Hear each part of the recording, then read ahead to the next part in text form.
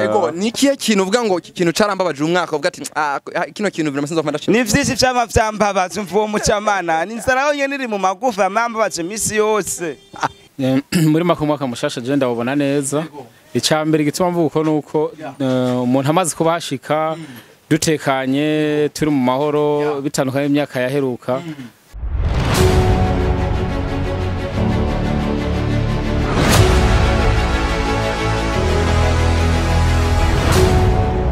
Hello guys, everybody, wherever you are, it's your boy, Winner of the revolution, the solution, Nayandi Meshi Gose. Aswan TV, unko bisanzwe, turabashikiriza imibereho y'abantu muri quartier, na cyane cyane bategura umwaka mushasha mwiza, abantu bameze neza, murabona abantu baguwe neza, ariko bitegura umwaka mushasha mwiza, Noel imaze kuvamwo, ibintu bimeze neza cyane mukiza ngo entre parenthèses ngo yaravutse ariko no tuko turaba imibereho y'abantu bitegurira no umwaka mushasha bonane bararyohe barondera ubuzima y'ano hino. By the way, we turagira subscribe igenda kuri YouTube, find subscribe, like na share, udondoshe comment kule kugira ngo tubandanye bigenda neza cyane, upige kengeni pale ubone notification, ubone notification biri ubona bishasha bisha kuri Azwan TV. Behind the camera ni Lisby kama kao kama dawa. Ewa tuko turaba imibereho y'abantu bakubwira uko tuangalia hapa hawa tapati mwanangu. Tapati ni ngapi hapa? 200. Maharage 300. Maharage 300. Papa salama. Sasa mwaka mpya kwako unaona iko namna gani? Wewe ndio unahusika na watu wa kukula hapa. Sasa wewe unaona wanaingia, wanatoka, wanaingia. Sasa unaona namna gani mwaka mpya? Mwaka mpya? Yeah. Mimi sina hata cha kusema zaidi ya kushukuru Mungu kwa kutufikisha tena kwa siku kama hii. Kwa mwaka mpya unakaribia tu tunasema tu asante tu ndio cha kusema tu cha muhimu. Sasa hela zinaingia hapa.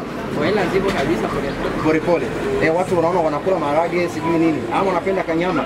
Watu wanakula maharage kabisa kila siku ni hapa, kila siku ni hapa. Kati ya pati kanatoka kabisa na wanasema Mungu asifiwe. Hapo sawa kidaka tena na Mungu asifiwe.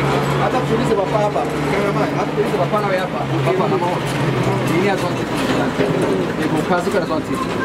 Ego none umwaka mushasha wowe uteguye gute ubona gute bimeze gute kubgawo ubona gute? Ego. Ego. Nacho ubwira nk'abakunzi babona ati abo wifuriza abakunzi Azwan TV wifuriza ego. Byiza cyane. Urabona mufuke meze neza. Biraza. Okay, byiza cyane. Asante sana papa, asante sana. Papa, wewe tuko pamoja, machapati naona zinatoka hapa. Hapa ni sawa? Umeze neza? Unasikia Kirundi Kiswahili?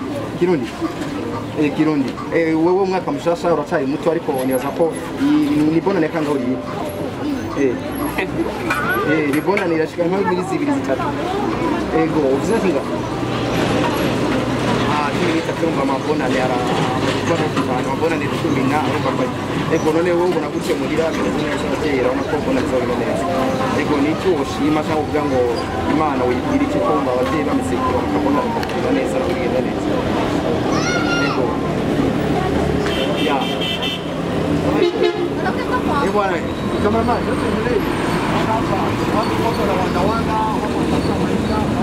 gari hapa.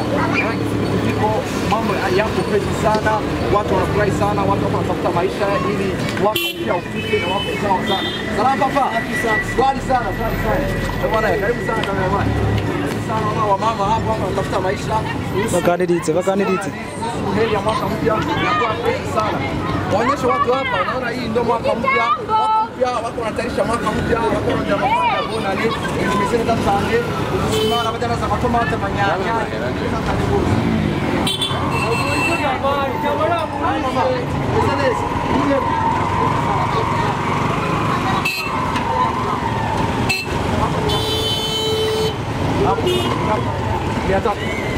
Mimi nataka kula ndizi kwanza. Hapa Takula ndizi hapa.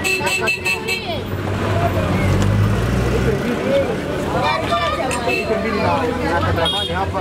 Katamani wangu hapa naye anakula. Mama Usna baramutwaye. Hapa sawa. Kwa kwanza yako. Kama hii ndio heli ya mwaka mpya, hii ndio mwaka mpya sasa 2023 tunaingia. Watu wanatafuta maisha, sisi tunakula ndizi. Bwana upendwa abaraba Azwan TV uyu mwaka mshasha wanakuwa rondera ubuzima kugira ngo umwaka uzugende neza.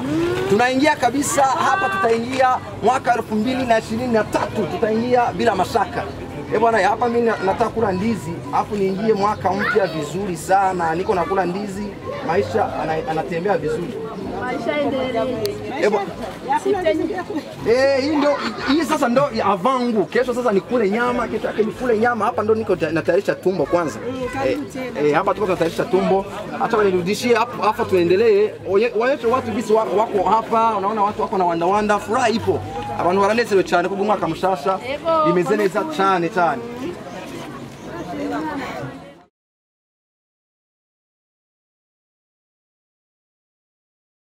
Ya tunamaliza kula vitika, hii ndio mwaka mpya ya 2023 tunaingia. Bwana hapa tuko tunaongea, acha niongee kwanza na Madessa. Watu wengi wanamjua, hako anatayarisha mwaka mpya hapa. Kwanza acha tuongee na Madessa hapa. Na watu wanafurahi, wako wanapita, wako naenda kutafuta hela, kusaka maisha. Mambo ni hayo tu. Bwana njoo tuongee na Madessa hapa. Njoo. Ako wapi Madessa? Madessa. Salama boss. Mko fresh? Bwana hii ndio kusaka maisha. Madessa hapa anaongea, unaongeaje? Uko fresh baba. Huyu ndo anamwambia Madessa, huyu ndo anamuita Madessa sasa. Original kweli ntari homa. Ndio mwaka mpya kwanza. Mwaka mshasha mwizi. Watu wese kwe tuje ntutuje kweli. Ibintu biboza naguti mwaka mshasha ubona gute? Sheni sawa no kubera ngwaye kweli. Yo unagua? Pole sana papa, pole sana, huyu ndo rafiki yangu Madessa. Ashitse kweli ndibereye mu bihe bigoye urumva ni shoki. Pole sana. Ako baraye barunki basi no kuri mikashe nayo make basi ndayo ko nani. Bwana mumutumie pesa Madessa nayo kule mwaka mpya. Nayo ko nanzi nayo ko no. Nawe arabe ko yomera neza. Ni shoki. Yego ni shoki. Abisi bararura. Nayo sinaragaruka umva atari shoki kagarafte. Abisi baramuri. Ni shoki. Nubu yavuga ati kugira garuke honyene ni shoki. Yatwaye shoki dasanzwe. Ibintu yagiye yiboneye ngana umusumari bashara mwiba man. Ariko bavuze ngo Noel yaravutse man. Yaravutse ariko ababaye ni benshi ndabizi. Si bose banezerewe. Bwana mwambia uni Madessa rero ko tuyagirije umwaka mushasha mwiza. Umwaka wa 2022 wewe reka twicare gato n'imburushe. Nta gaso hako twicarire shamushe. Umwaka wa tuja kurangiza wa 2023 2022 wewe wawubonye gute? Chenda ubonye saa kweri ko bankomeye ubutunzi bw'umuntu n'amagara kweri. Ego wo butunzi bwo uvuga ati ubutunzi bw'umuntu nuko bagiye amagara rutamaje na nkuko nigwariye erega handagwaye ndi mu mitene ukata mitina tsena ndayikwereka ni shoke we ntuyibona nto nyigiheza kintu kimwe manje ndakashagense wapi pole sana hirya yejo mba nokira gute yo pole sana umwaka turimwo tuja kurangiza nike kintu uvuga ngo undishimira kino kintu naracunguza narakironse muri uyu mwaka ikintu uvuga ati ndi proud yacu ndi fier yacu kuba narakironse uyu mwaka je niko bankomeye kweri kandi ko icambere niko bankomeye nta kintu nakirose muri uyu mwaka niki nomanandi niko nanditse izina gusa nkakora ibikorwa vyinshi gusa nico mbona vyambabaza mvuwo mucamana n'inzara yonyene iri mu magufa yambabaje misi yose inzara kijyana inzara yarakora ibi none biri mu magufa ngo nike yambabaje buri munsi buri saha buri segonda ni shoke yakicwa ariko kurira shoke misi yose namandira nejo nararize acha shagenza na Yesu yakwararize kwere kumana umubabari ibone ko tubabaye turi muri ne ni shoke ego mbo tuja kwinjira mu mwaka mushasha nike kivuga ngo mwaka mushasha nanje ndategura iki mu mwaka uza je muri no mwaka ngombe nje nka jewe nyine kuko jewe ni jewe uri yanuri ko je fisi ivyo mbona abandi akafisi ivyo babona mane turekanya kurongora mwaka uza kurongora n'amahera urongora atamafaranga ufise rego umugore ntajya amajambo ajya amahera umugore aginoti atamajambo ntacyo bufise ari amajambo gusa ni amajambo yo yajya none kirumvikana man abakene ibintu vyiza umugagaze umunezereze umutuntu nyene aryoherwe nyine umushire mu rukundo apana kumwereka mu babaro kumuvuga ubujambo amajambo arayajya ikajya amahera acha shaka bana president niki wabwira abakunzi ba Azwan TV bariko baragukurikirana acha bazokurikirana kuri YouTube ikintu babwira umwaka mushasha tuja kuinjiramwo ikintu babwira abakunzi bawe cy'abakunzi ba Azwan TV abakunzi b'umuziki ndundi nuko ndabakunda cyane kwera Imana ibane nabo kandi abana mwaka mushasha bawuje ntiba mubaje yego nivyo hapa tulikuwa pamoja na Madessa mshikaji wetu hapa tukakumena Madessa ariko nyene kugira ngo umwaka ugende neza Madessa nawe kule mwaka mpya kabisa nawe kule mwaka mpya papa hapo sawa mwaka mpya kabisa we fresh sana umeregwe neza msaza jo cameraman njoo oya wanangu njoo hapa kwanza. Hii ndio sasa mwaka mpya tuko tunaingia yemo tura imibereho y'abantu ko bari ko bitegura umwaka mushasha mwiza urabona ko baranezerewe abantu baguwe neza ko arondera ubuzima kugira ngo umwaka uzugende neza cyane. Cameraman njoo tunaongea na watu watuambie gisi wanaona mwaka mpya watuambie gisi wali uyu mwaka wagenze hapa tunafika. Cameraman onyesha hapa ni daddy ni sheda ni alimentation daddy hapa ndo tunataka tuongea na mshikaji hapa njoo tupite hapa cameraman. Hapa anauzisha mafuta vitu vikali sana cameraman waonyeshe hapa huu ndo sasa daddy hii ni alimentation ya daddy ukene kinu chiza kuna vitu vingi sana waonyeshe iko na vitu vizuri sana hari abantu usanga badandaza ibintu vyatayigarana ariko ugomba kinu chiza cyose ugisanga ngako alimentation daddy ariko alimentation daddy chez daddy niyo tushaka papa mambo vipi mnakaza hela mwaka mpya papa. Hapa sasa ndo alimentation ya daddy hapa. Ahariade na zintu vyiza cyane ukene kintu ciza kugira ngo uzuhimbaza umwaka mushasha neza utumbera ngaha kwa chez daddy ushobona ibintu vyiza cyane. Tutashaka kukumbure wowe wakira abantu kuvyo bafungura byo ubona gute umwaka mushasha? Muri mwaka mushasha je ndabona neza. Icambere gituma mvuga uko nuko umuntu amaze kubashika dutekanye turi mu mahoro bitandukanye imyaka yaheruka.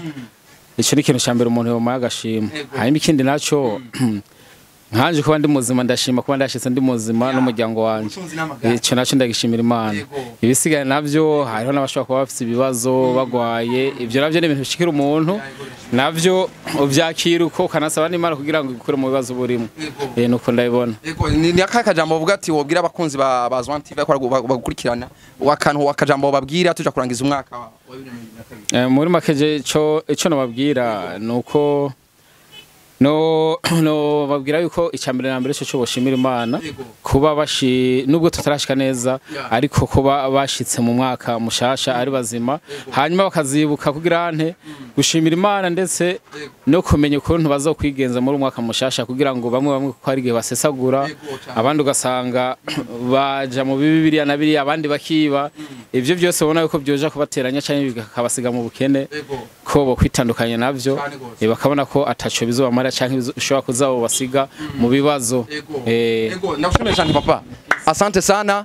Bwana hii ni alimentation chez daddy abagomba rero ibintu vyiza cyane vy'umwaka mushasha muze ngaha abagomba kugurira abana ivyo umwaka mushasha baze ngaha abagomba kugura imfungurwa baze ngaha akayera amafana byose birahari alimentation chez daddy. Salam papa mko fresh safi sana cameraman tunaendelea njoo kwanza njoo tuongee na watu hapa. Indo mwaka mpya tuko tunalisha 2023 tuko tegura umwaka mushasha mwiza twinjira mu mwaka mushasha ndayifuriza umwaka mushasha mwiza kuri mikono ya Oxley the revolution the solution behind the camera ni Lisby dukora ibintu vyiza cyane turabo ku mibereho y'abantu imeze wanangu mambo vipi bwana njoo tuongee na washikaji hapa mshikaji mbona kimbia njoo tuongee na washikaji hapa washikaji wanakimbia hapa mshikaji hali vipi bro njoo tuongee kwanza njoo Njoo hivyo papa. Njoo tuongee kwanza.